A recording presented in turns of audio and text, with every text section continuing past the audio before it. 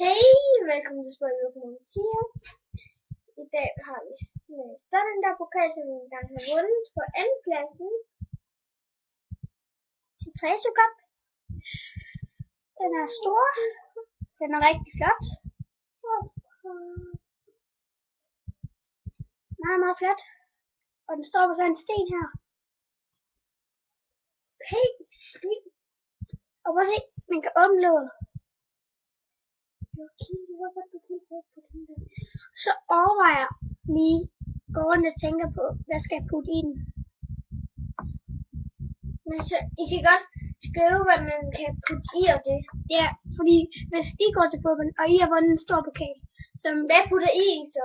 Ja, det kan I måske skrive. Det må I godt skrive om. Og I må også gå med pæn eller fan eller lidt med. Ja. Det synes vi er om. Men måske kan jeg abonnere og stille spørgsmål, udfordringer. Hej. Jeg skal kun